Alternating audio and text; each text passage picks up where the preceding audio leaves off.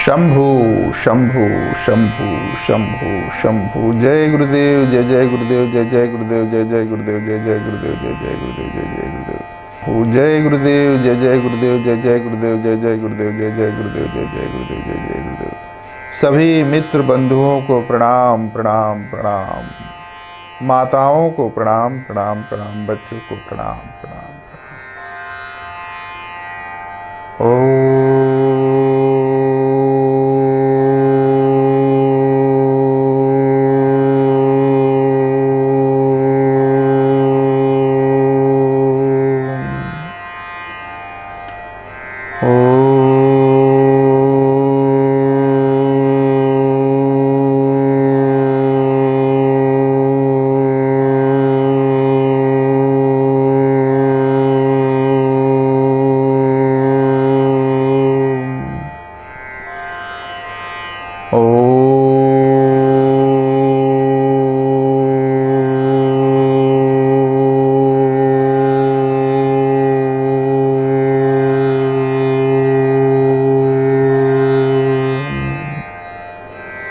शंभु शंभु शंभु।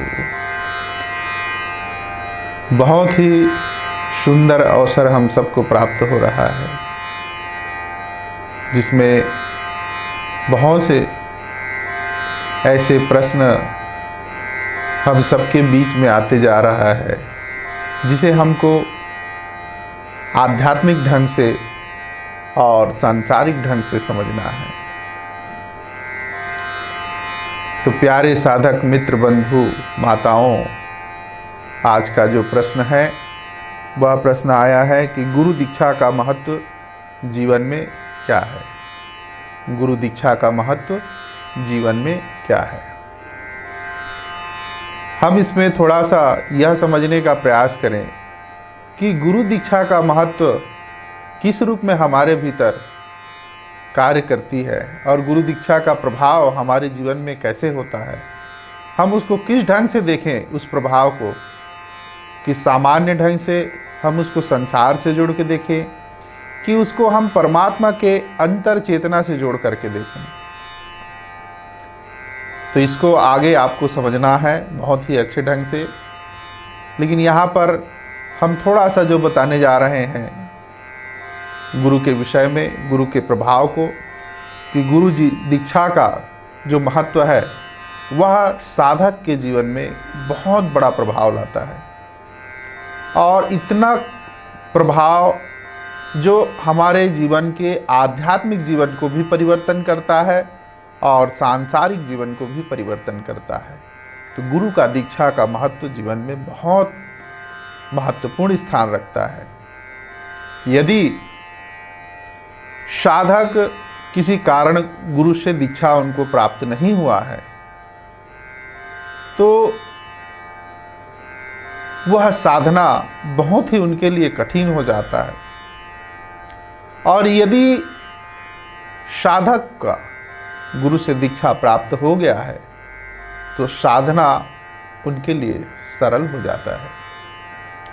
उनकी दशा और दिशा दोनों प्रकाशित होते जाती है। उनकी दशा भी सुधरती है और उनकी दिशा भी सुधार होती है। दिशा का मतलब है कि उनका आध्यात्मिक जीवन, और दशा का मतलब है कि उनका जो सांसारिक जीवन है, जिस सांसारिक जीवन में वह परिवार में रहता है, साधक समाज में रहता है, परिवार के प्रत्येक जिम्मेदारियों को वह पूरा करने का अपने शक्ति से प्रयास करता है।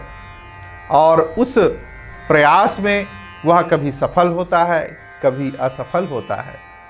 जब सफल होता है तो खूब आनंदित होता है, और असफल होता है तो जीवन में निराश होकर के वह शांत हो जाता है। तो गुरु का दीक्षा का जो प्रभाव है भौतिकता से आध्यात्मिकता की ओर हमको आगे बढ़ाती है। हमारा भौतिक सुख भी हमारा संपन्न होता है और हमें आध्यात्मिक सुख भी प्राप्त होती है। आध्यात्मिक सुख का मतलब है कि भीतर का वह ज्ञान, जिस ज्ञान से हम अपने आत्म तत्व से जुड़ करके उस परमात्मा की ओर सोचने का प्रयास करते हैं। उस आत्म तत्व से जुड़ करके परमात्मा के उस असीम दृश्य जो ब्रह्मांड में है, उस असीम दृश्य को देखने का प्रयास करता है। उस आत्म तत्व से जुड़ करके गुरु के दीक्षा के बाद अपने भीतर के समस्त कई हजार शक्ति नाड़ियों को जगाने का प्रयास करता है। गुरु के दीक्षा को प्राप्त करके साधक जो है, शिष्य जो है, उस आध्यात्मिक ज्ञान को समझने का योग्य हो जाता है। गुरु की दीक्षा को प्राप्त करके इन समस्त शरीर के भीतर जो और सूक्ष्म शरीर है, देव शरीर है, अन्न शरीर है, सूक्ष्म शरीर है, उस समस्त शरीरों को वह उस ऊर्जा के बल से वह प्राप्त करना शुरू करता है। और उन गुरु के शक्ति से, गुरु के दीक्षा के शक्ति से वह साधक जो है इन शरीर के भीतर के समस्त शक्ति चक्रों को जगाने का प्रयास करता है। ये बड़ा आध्यात्मिक परिवर्तन है। और उन शक्ति चक्रों का जब प्रभाव अंदर में होना शुरू हो जाता है तो स्वतः ही उनका जीवन जो है, उस साधक का जीवन जो है आध्यात्मिक ढंग से हो जाता है। और उनको संसार की पीड़ाएं नहीं सताती, उनको संसार की इच्छाएं नहीं सताती। उनका संसार भी एकदम संपन्नता से होते जाता है। सुख, शांति, समृद्धि, धन धान्य, समृद्धि सब होते जाता है। और उनका जो आध्यात्मिक जीवन है वह भी अंदर से प्रकाशित होते जाता है। तो गुरु की दीक्षा का प्रभाव जो साधक के भीतर यदि परिवर्तन कर देता है तो बड़ा अद्भुत करता है।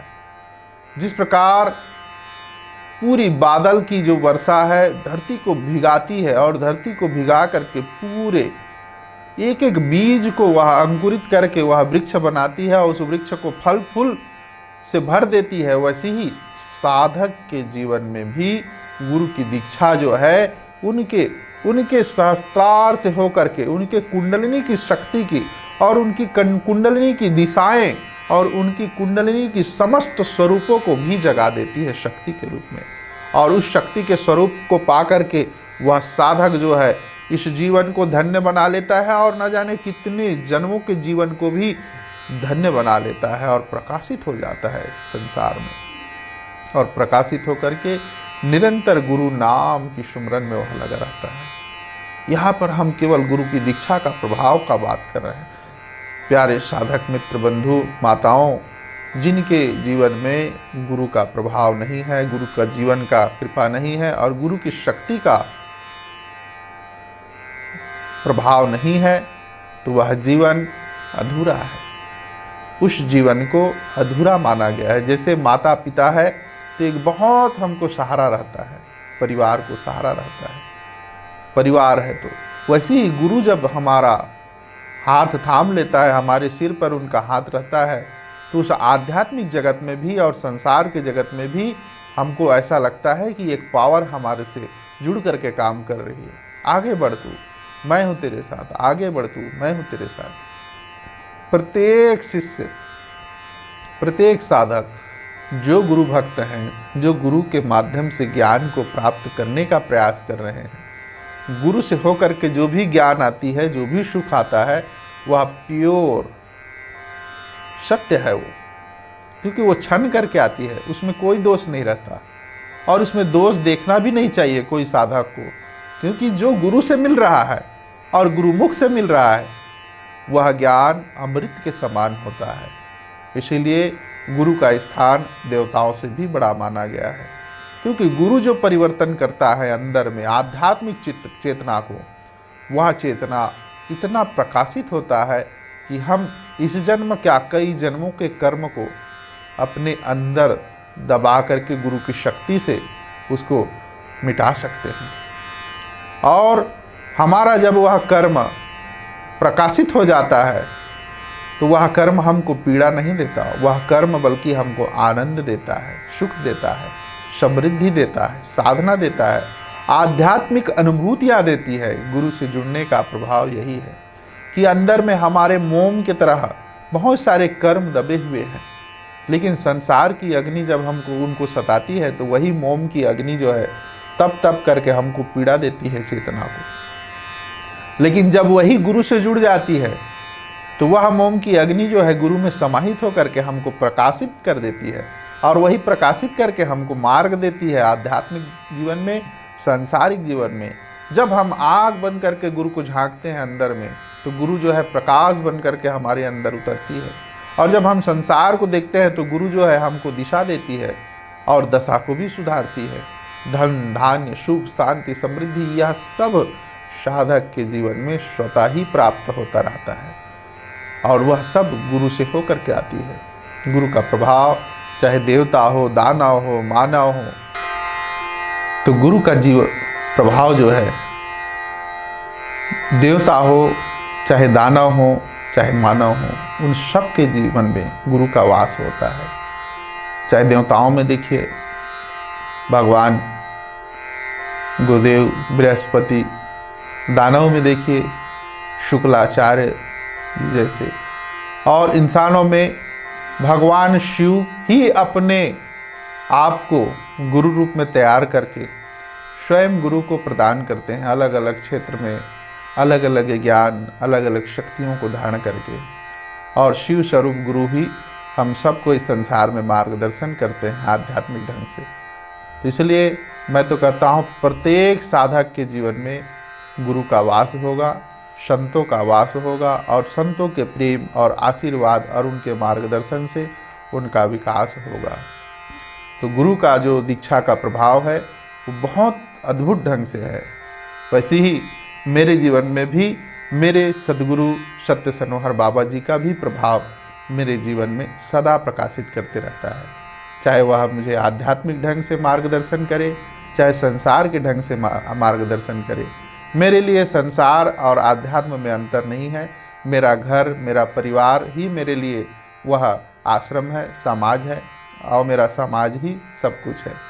तो गुरु जो है, जो हमको सिखाती है, हमारा गृहस्थ जो हमारा जो आश्रम है और गृहस्थ में हमारा जो परिवार है, यही हमारे आश्रम के सहयोगियाँ हैं, और इसी सहयोग से हमारी साधना आगे बढ़ती है, और उसी साधना से हम निरंतर गुरु की कृपा और गुरु की शक्ति को प्राप्त करते रहते हैं।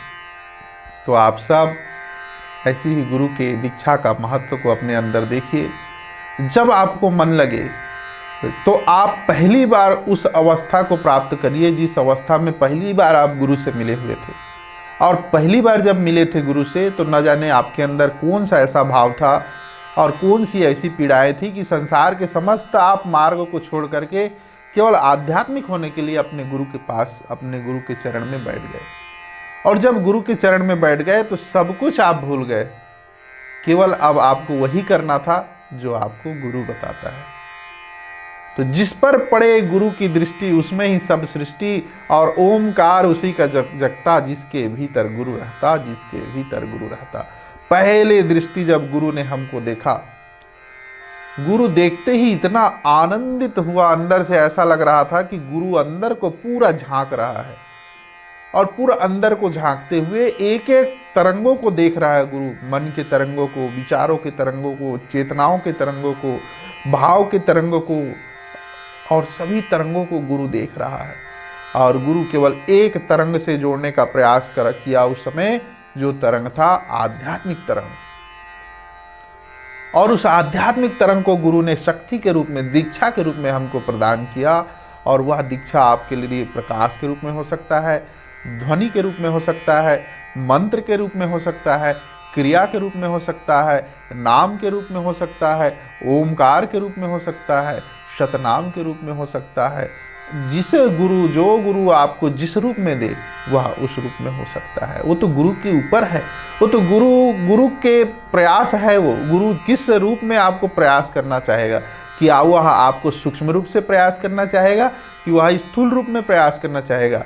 स्थूल और सूक्ष्म को गुरु का जो दीक्षा का जो महत्व है सूक्ष्म रूप में, उसके वो भी आप आगे समझिएगा और सूक्ष्म रूप से, और गुरु का जो दीक्षा का महत्व है स्थूल रूप में, उसको भी आप आगे समझिएगा।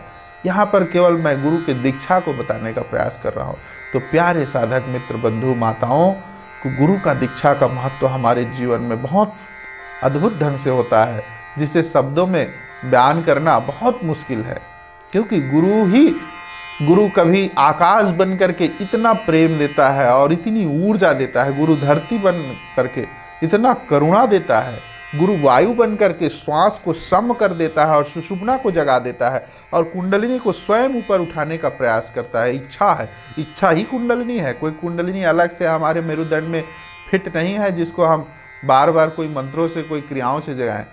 इच्छा ही कुंडलिनी है और जो इच्छा आध्यात्मिक हो जाए वही आध्यात्मिक शक्ति वहाँ पर मूलाधार पर जा कर के पूरा प्रकाशित होता है और वह प्रकाशित होकर के वह बीज जो है वृक्ष बनता है और पूरे सहस्त्रार पर आकर के वह कुंडलिनी खिल जाता है।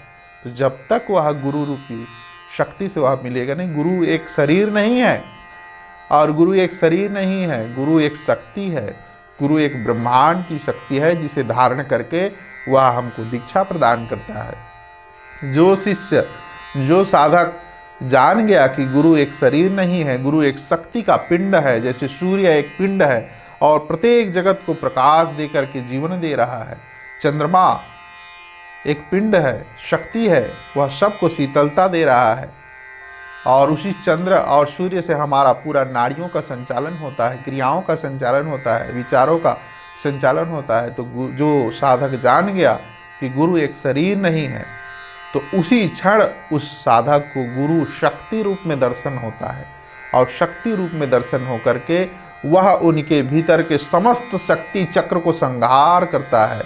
और शक्ति चक्र जब संहार करता है तो समस्त क्रियाएं होती हैं अंदर में, और जब क्रियाएं होती है तो कभी आपको दृश्य भी दिखाई देगा और कभी आपको आध्यात्मिक धुन भी सुनाई देगा और कभी नाना प्रकार के मंत्र भी उतरेंगे आपके अंदर। अलग अलग क्रियाएं होंगी, अलग अलग आसन होंगे और आप इस प्रकार से आध्यात्मिक होते जाएंगे। आपका संसार भी मजबूत हो जाएगा और आपका आध्यात्मिक जगत भी मजबूत हो जाएगा। आपकी भौतिकता और आपकी आध्यात्मिकता कोई अलग नहीं होगा, एक हो जाएगा, क्योंकि आपकी दृष्टि सम हो जाएगी। वायु जो है गुरु बन करके आपको सम दृष्टि प्रदान कर देगा और अग्नि जो है गुरु बन करके आपके भीतर के समस्त कर्म को जला करके शक्ति बना देगा और वह शक्ति आपको प्रकाश देगा, आनंद देगा, उत्सव देगा, जीवन में समृद्धि देगा, साधना देगा। गुरु कभी पीड़ा नहीं देता। गुरु समस्त पीड़ाओं को धारण करके अपने शिष्य को प्रेम देता है, आनंद देता है, शक्ति प्रदान करता है, उनको आध्यात्मिक जगत में जाने के लिए उनको अनुमति देता है। इस संसार में किसी को अनुमति नहीं है उस आध्यात्मिक जगत में ले जाने के लिए, केवल गुरु को अनुमति है और गुरु उस परमात्मा के मंडल में ले जा करके अपने शिष्य को सिद्ध करता है। ये बड़ा अद्भुत प्रक्रिया है और यह धरती जो है गुरु बन करके हमको करुणा देता है, प्रेम देता है, आनंद देता है, सहनशीलता देता है, सहजता देता है। और ऐसे सहजता को प्राप्त करके जो शिष्य सहज हो जाता है, जल उनके लिए गुरु बन करके जल जो है उनके भीतर अनंत रस का भंडार करता है और उस रस को प्राप्त करके समस्त नस नाड़ियों में शक्ति जो है प्रवाह होती है और शक्ति प्रवाह होते होते होते होते फिर गुरु के महत्व को जानता है। यहाँ पर गुरु की दीक्षा इतना साधारण नहीं है कि जिसको हम कोई प्रवचन से, कोई सत्संग से, कोई कीर्तन से हम समझ सकें। गुरु दीक्षा को हम साधारण ढंग से नहीं समझ सकते। गुरु के दीक्षा को समझने के लिए आपको साधना में आना पड़ेगा और साधना में आकर के अपने आप को, अपने चित्त को समझना पड़ेगा। और गुरु जो क्रियाओं से आपको जोड़ती है, गुरु जो मंत्र से आपको जोड़ती है, गुरु जो साधना से आपको जोड़ती है, उस साधना को नियम पूर्वक आपको करना पड़ेगा। और हमारे गुरु तो हमको सहज ही साधना सिखाए हैं कि जीवन में सहज हो जाओ, वही साधना है। जीवन में सुमरन आ जाए, वही साधना है। जीवन में कीर्तन हो जाए, वही साधना है। जीवन में आनंद हो जाए, वही साधना है। जीवन में जो प्रेम आ जाए, वही साधना है। जीवन में जो भक्ति निरंतर होते रहती है, वही साधना है। जीवन में जो सेवा हो रही है, वही साधना है। जीवन में जो भी तुम कर रहे हो, वो सब साधना है। और ऐसे सहज साधना को प्राप्त करके सहज गुरु के पास बड़ा हम अपने आप को धन्य समझते हैं कि गुरु जो है शिव के समान सहज होकर के हम सबको स्वीकार किया और अपने दीक्षा के शक्ति को सूक्ष्म रूप से हो, चाहे आध्यात्मिक ढंग से हो, चाहे सांसारिक ढंग से हो, उन्होंने निरंतर देने का प्रयास किया और निरंतर वह ऊर्जा हमको बरसती रहती है और वही ऊर्जा के माध्यम से आज जो भी कुछ आप सबको मैं दे पा रहा हूँ, वह ऊर्जा आप सबको गुरु के द्वारा बरसती रहती है। गुरु ही इतना प्रेम देती है कि अंदर में पूरा ब्रह्मांड जुड़ जाया रहता है और गुरु का दीक्षा जो है अद्भुत ढंग से शिष्य के भीतर परिवर्तन करता है और निरंतर उस परिवर्तन से साधक जो है निरंतर मग्न होते जाता है, आनंदित होते जाता है। जिस प्रकार बादल जो है बरस बरस करके गरजते रहता है और एकदम मगन हो जाता है, वायु चलते रहते हैं, पेड़ पौधे हरियाली भरते रहते हैं, नदियाँ जो है छलक छलक करके बहती रहती है और पूरा जब जल को देखेंगे धरती को तो जल मग्न हो रहता है और समुंदर जो है लहरें उठते रहते हैं। वैसे ही सब पशु पक्षियाँ झूमते रहते हैं, मोर जो है पंख फैला करके नाचते रहते हैं। वैसे ही गुरु का जब शक्ति जो बरसता है तो इस नस नाड़ियों में, इस 72,000 नाड़ियों में उससे भी अधिक जो शक्ति रंध्र है, वो समस्त रंध्रों को खोल करके साधक को, उनके लिए कोई दिशाओं का बंधन नहीं होता। हर दिशाओं से उनके लिए गुरु का ज्ञान आता है, हर दिशाओं से उनके लिए गुरु की शक्ति आती है और चाहे वह उसके लिए दीक्षा के लिए कोई उम्र की आवश्यकता नहीं है। वह एक 5 साल का बच्चा भी ले सकता है और एक 70 साल का वृद्ध व्यक्ति भी ले सकता है दीक्षा। तो वही है कि जब आप गुरु से दीक्षा लिए हैं तो वो दीक्षा आपके भीतर कभी भी सुसुप्त नहीं होती, हमेशा सक्रिय रहती है, बस आपको अवसर देते रहती हो। यदि आप उस अवसर से थोड़ा सा चूकते हैं तो थोड़ा सा फिर पीछे होते हैं, फिर गुरु आपको अवसर देती है कि फिर आगे बढ़ो, फिर आगे बढ़ो, फिर आगे बढ़ो। तो आप उसी क्षण आपको उस अवसर में आगे बढ़ते जाना है। जब आपको समय मिले उसी क्षण अपने दीक्षा रूपी शक्ति को आप खोजने का प्रयास करिए। हो सकता है दीक्षा आपको आज्ञा चक्र से दिया होगा, माला से दिया होगा, हाँ हाथ से, आपके पिंड से दिया होगा, आपको मंत्र से दिया होगा, आपके कान से, कहीं भी आपको दीक्षा दे सकते हैं गुरु जो है, या फिर आपको ब्रह्मांड में सूक्ष्म रूप से भी गुरु दीक्षा दे सकता है। कोई ज़रूरी नहीं है कि आपको स्पर्श करके ही आपके कान में मंत्र पढ़ के ही दीक्षा देगा, ऐसा कोई नहीं, जरूरी नहीं है। गुरु की वो ऊपर है और गुरु की प्रक्रिया है। गुरु जिस प्रक्रिया से आपको देना चाहे, गुरु चाहे दूर में रहे, यदि आपको स्वप्न में भी वो दीक्षा देना चाहे तो दे सकता है, लेकिन आप योग्य रहेंगे तब। तो ये बड़ा अद्भुत है गुरु का दीक्षा किस प्रकार से हमारे जीवन में परिवर्तन करता है और उसे सामान्य ढंग से सत्संग में, प्रवचन में बोल पाना बड़ा कठिन है। इसलिए अपने गुरु के दीक्षा को यदि आप देखना चाहते हैं, समझना चाहते हैं, परखना चाहते हैं तो उसके लिए आप प्रतिदिन का 12 मिनट का ध्यान करिए। 12 मिनट ध्यान सूर्य उदय से पहले करिए, भोर में करिए, ब्रह्म मुहूर्त में करिए, फिर आप 11-12 बजे एक बार करिए। 4 प्रहर में आप चारों प्रहर का ध्यान करिए, संध्या ध्यान करिए, रात्रि ध्यान करिए। निश्चित ही गुरु की प्रक्रियाएं आपके अंदर होगा।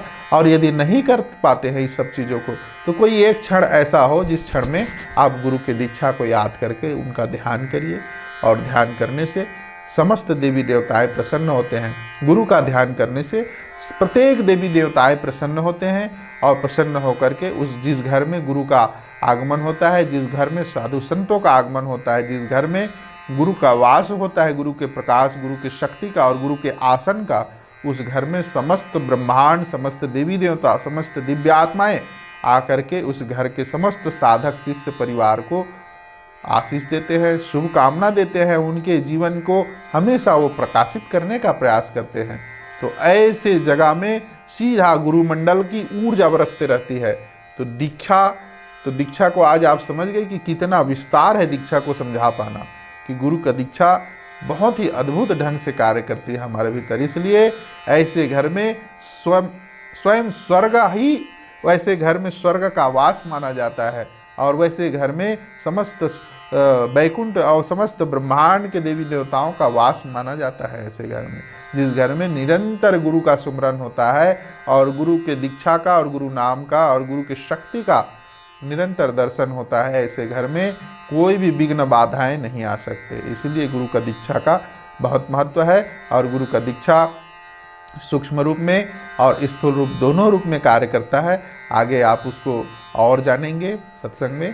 तो चलिए थोड़ा सा आप गुरु के सुमरन में रहिए और गुरु के कीर्तन में रहिए, गुरु के भजन में रहिए और गुरु के दीक्षा को निरंतर अपने जीवन में याद करते रहिए। जब भी आपको समय मिले तो मैं भी अपने गुरु से प्रार्थना करूंगा कि आप सबको गुरु का दीक्षा का ऊर्जा आपको समझ आए, पता चले। आपके गुरु भी आपको जो दीक्षा दिए होंगे उस दीक्षा को आप साधारण मत समझिए, वो दीक्षा आपके अंदर निरंतर सक्रिय होकर के कार्य कर रहा है और अपने गुरु की शक्ति को आप साधारण ना समझ करके उसको आप दिव्य समझिए और उस दिव्यता को महसूस करिए अपने अंदर में, अपनी चेतना में। शंभो शंभो शंभो। जय गुरुदेव, जय जय गुरुदेव, जय जय गुरुदेव, जय जय।